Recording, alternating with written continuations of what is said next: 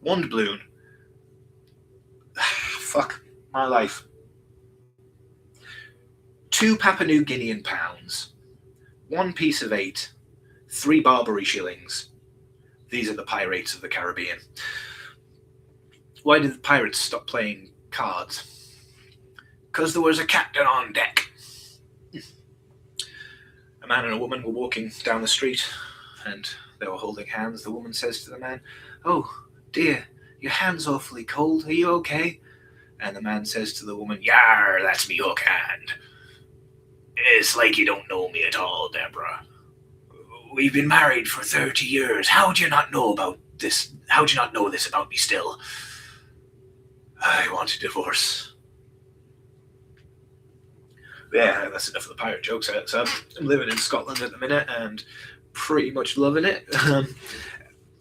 Like, the national flower, the thistle, really epitomizes like the people's mentality of, "Hey, you, see this bumblebee? It can land on my head and propagate nature's majestic life cycle, but you try and touch me and I'll shank you, you jobby."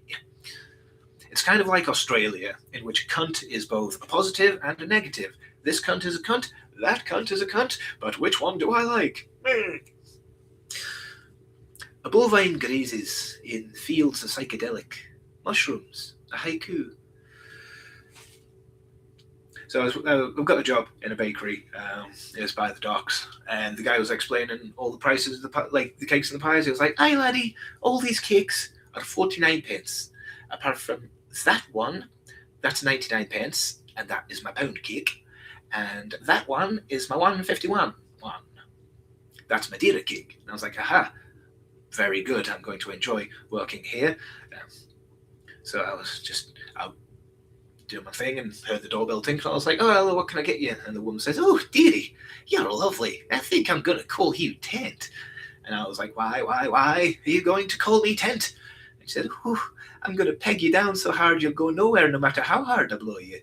I was like, "Get the fuck out, you nasty bitch." And I fucking shoot her out the shop through fucking loafer. And I heard the doorbell tinkling again. I was like, there's this like bald, tatted up ski guy, and I was like, "You're right, sunshine. Do you want to know why they call me Egg White?" And I was like, "No, but I imagine you're going to tell me anyway." "Hey, they call me Egg White because I'll bum men. I'll bum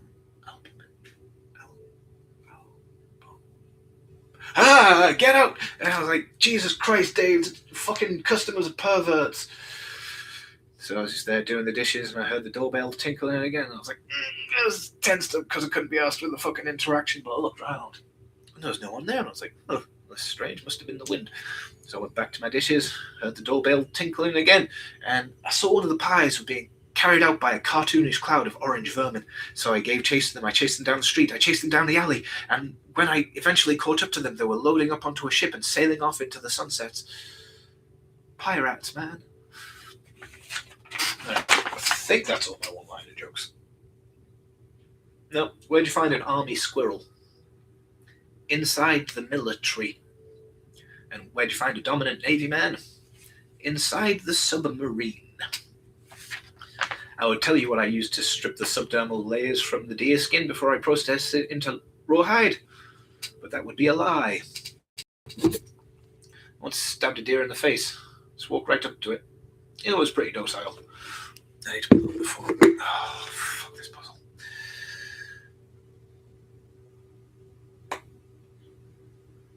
Oh my god.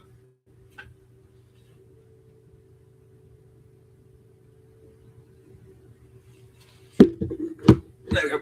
Hey. Some woman comes up to me and says, "You can't have that dreadlock in your hair. That's cultural appropriation, that is." And I was like, "Bitch, I haven't brushed it for a month. It's just nappy." Don't have my bag. Can't do that joke. A fun fact about me isn't that I can afford a house with a basement. It's that I've got a shovel and a dream. A fun fact about me isn't that I have a basement full of dead bodies. It isn't that I have a job that can afford me a basement. It's that I have a shovel and a dream. It's less of a dream and more of a calling from the voices. Statistically, 1 in 4 people experience suicidal tendencies, and it's okay because there's 3 of me. So yeah, my name's Jack, but that is just a stage name spelled J-A-C. And I'm a comedian. I give the vox populi, the vaudeville, and to do so, viscous and vulgar verbiage is often vital. And for those of you who don't understand what I just said, you're probably not going to understand this as well because it's in Scottish. But I can't about a boot folk and I jig about it as I can it, and I kind of have to come to kind of bit you can. I'll let you know a little secret. My actual name's Jack. It's spelled J-A-C. Okay. And some fella comes up to me one time and he said, "This is a hijack." And I was mightily confused because usually a hijack looks like this. But he had a gun. And he was wearing a cowboy outfit, but he was only riding a donkey and not a horse. But anyway, I know kung fu, so I gave that yee-haw, hee-haw, the old hee-yaw, donkey punch. It's better than knowing Brazilian jiu-jitsu. I'd have just did there. Hold it back here. Fucking horse. I don't actually like the term sex worker. I much more prefer the term romantic mercenary because it makes me sound cool. Dangerous. What is Dwayne "The Rock" Johnson's favourite thing to look at in the night sky? A steroid! I've actually got a plan to beat Dwayne "The Rock" Johnson in a fight. Dress up like a giant sheet of paper. Kick him in the nuts. And then as I'm putting the cover on, 1, 2, it's little Kevin Hart comes running out dressed as a pair of scissors and cuts me the fuck up because I figure the only thing more embarrassing than losing to me in a fight is having Kevin Hart come save you. I found myself relating to being a woman the other day, mostly because I grew tits. I was playing a drag queen in Sister Act, and it was weird having the extra angular velocity there. Like, I bounced off a door frame and slapped a nun in the face. I was like, oh, sorry, sister. But yeah, while I was in this liminal state of both man and woman, I found out that Charizard was only 5'6", and I was overcome with contempt and disgust for the short little bastard. Like, you were supposed to be my big majestic dragon and fly me around the world, but look at you, you kawaii. I'm gonna have to find a big old dragonite to ride.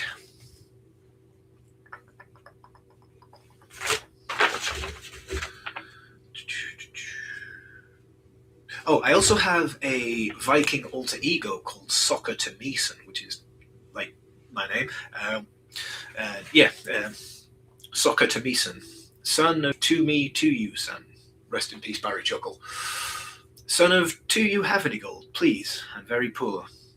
And the year is 1066 AD, and Soccer to Meeson has been crowned king of everything. All peoples, plants, and fauna become Soccanese. The world capital, Jakistan, becomes a thriving cultural hotbed. Our main exports are T-3000 killjoys to crush the rebel scum. Long live the glory of Jakistan. Poetry and art. And the advent of a new super legume that gives you all of your necessary daily nutrients in just a 200-gram serving. The delicious, the nutritious, the inedible, the ineffable Soccanese nuts. But yeah, I'm like legitimately terrified about cancelling myself and like making my own country as a fast track to being called a megalomaniac. But it's not that I necessarily say offensive stuff. It's that as an Englishman living in Ireland, I've got to be very careful what American basketball jersey I wear because I might start a religious conflict about football. My granddad was a paratrooper, and I'm so proud of him. Boy, those kneecap, they're a bit raucous, aren't they? I hate it when people slag off false positivity, because if I'm doing false positivity to a situation, that means my first thought is crime. Like, come on guys, we can get through it with the power of positive thinking, he said at 9:58 when 4 well-done mixed grills have just come into the kitchen, and realistically everyone in that kitchen wants to take that raw steak and just fucking... No, you get something from the microwave. We're not cleaning these fucking grills again. But no, we're like, yay, power through it. Ooh. Anyway, a therapist, a lawyer, a priest, and a policeman are all locked in my basement because I need friends and I don't discriminate. I can't do that one. People often ask me, Jack, why have you got long hair? And I say to them, mind your own fucking business, bozo. But it's when I'm done with a conversation, I'm just like, nope, I can't see you. You don't exist. Leave me alone. I'm saving up never to buy toilet paper again. And I actually work in a lesbian conversion therapy unit. We're at the end of the cycle now, but when we get a new one in, this is going to get shaved off. I'll tuck it back in, prosthesis, and you'll be strictly dickly in a month, or your money back guaranteed. A bit of philosophy for you. So there's a guy called Nietzsche, and he prescribes to, well, a lot of stuff, but there's four categories of people. You've got dragons who are like, hey, don't touch that egg. And then you've got camels who are like, nope, I'm not going to touch the egg. Nope, nope, nope, nope, nope. Then you've got people who aren't camels who like don't put their shopping trolleys back or clean up after themselves at Subway, and they are not included in this conversation. Anyway, so you've got camels who are like, nope, don't touch the egg. And then you've got lions who are like, fuck you, dragon. I'm going to touch that egg. I don't know what I'm going to do with it, but I want it. And then the dragon and the lion clash over the egg. And then you've got the baby. And despite how many times the dragon says, don't touch that egg, the baby is a baby. And it doesn't have any inherent understanding of what the dragon is saying. So it might not necessarily touch the egg. It might like knock the egg the pedestal is on, and the dragon's just there like, ah, oh, fuck's sake, baby. So with that in mind, I've hatched a plan to rob a bank. I'm just going to dress up in a nappy, crawl in there and shit myself and cry until they pay me to leave. I mean, I could just do that on OnlyFans, but I like to get out of the house.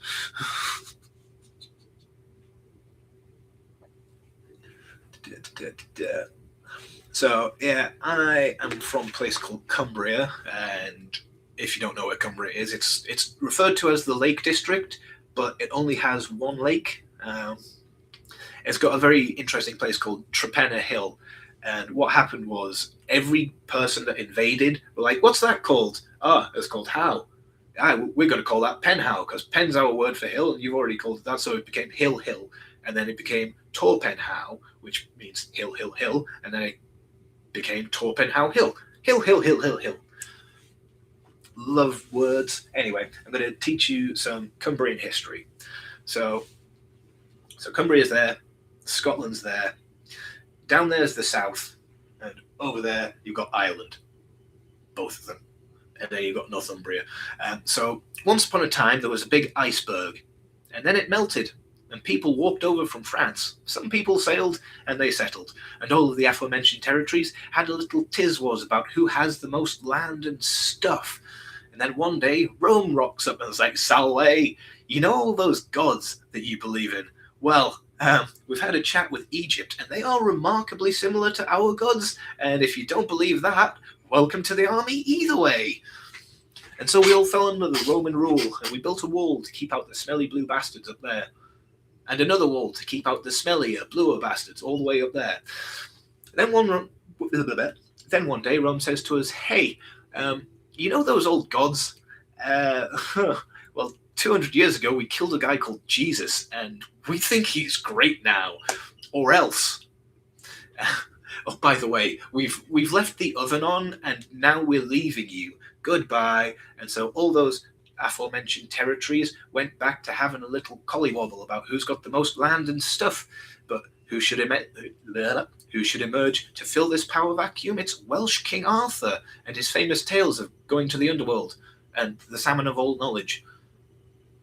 Come on, guys. We all know the story of Bran the Blessed, a giant, so giant, too giant for his house. He fucking hated the Irish. Well, anyway, one of Arthur's guys wanted to marry his daughter. He was like, oh, don't be marrying my bloody daughter, I'll die. So here's what we're going to do. You are going to go over there and kill that boar. You're going to take razor blades out of his head, and you're going to fashion a big sword. Now, while you're doing that, I'm going to go and listen to the fairy song. And as we all know, the fairy song takes minutes and turns it into hours, hours into days, days into months, etc. But Arthur's lot came back with the big boar sword. And I was like, right, now you're going to cut off my head and bury me in London so I can shout at the French. And so they did that, and the French stayed away. But unfortunately, it was the Vikings came from up there and over there and invaded us and convinced us to take up arms against the South. and we fought England. England won, but hey, we drove out the Viking menace until they came back and conquered England, and everybody is a Canute until the head Canute dies, and it's a power vacuum. But once again, the Vikings are driven out until the French Vikings come, and yeah, everyone's French Viking now. And William the Conqueror is like, hey, remember them temples to Jesus? Well, we're rebuilding them.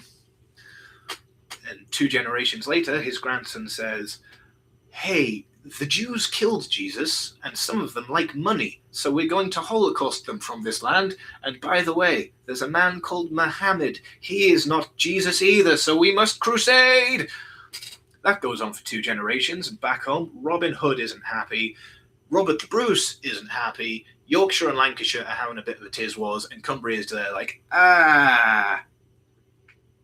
But it's okay, because England is finally united.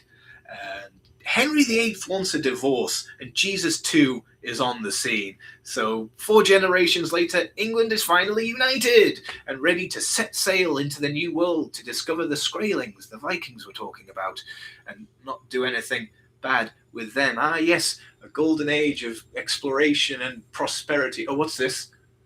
Oliver Cromwell has formed a coup d'etat, and now we're back to Jesus Classic. Well, Christmas is cancelled, burn the witches, Alexander Hamilton, and then America, Scotland, France, and the Dutch are all invading my hometown. Hooray!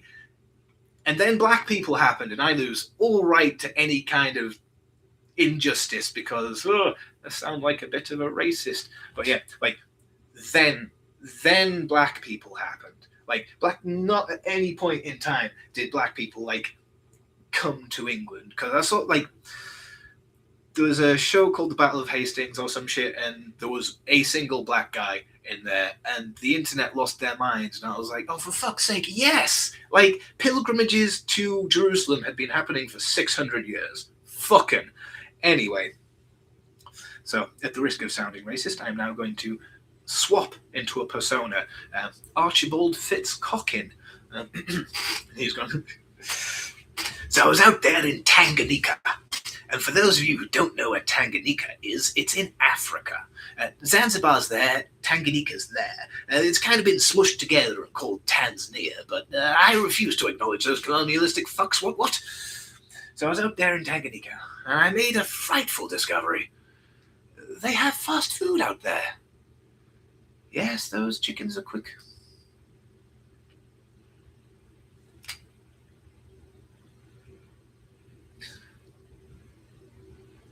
Where the fuck did that one go? Yeah, those chickens are quick. Yeah, and oh yes, I also learned that The Lion King was very lazily written. It's just Shakespeare's Hamlet, beat for beat, right down to the gazelle murder, and the naming. Simba, lion. Timon, meerkat. Pumbaa, your mother. As we were driving around, all the children would run up the bus and go, Mzungu, oh Mzungu, through all of the villages we got. And I was like, oh, that's a strange, I don't know that word. So when we eventually got to the church, I was like, a jambo, a jina langu nani, a jina langu ni, kobida balugu. A kobida, a kobida, kobida balugu. Kobidi? Anyway, your name's John. Tell me, John, what is this word, Mzungu? I keep hearing you shout at me. And I was like, John looked at me. Mzungu. White people. Oh, isn't that fantastic? We've got a word for you as well. Friend. Rafiki. Right.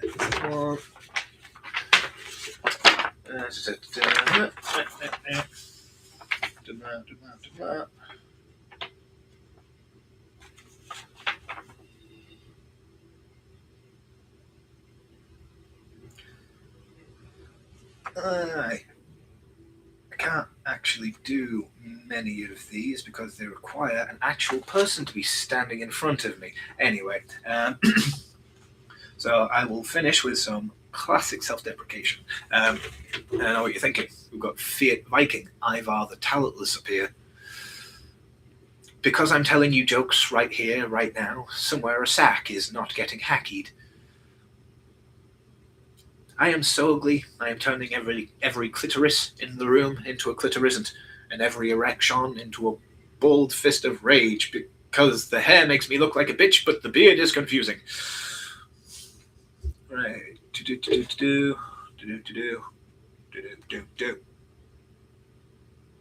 Ah, I forgot about that one right at the start. So, no, I'm not going to do that. Just don't have to.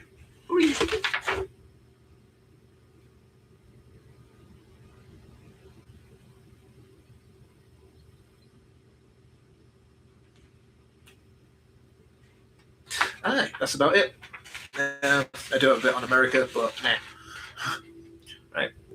Thanks for watching all that shit. Bye.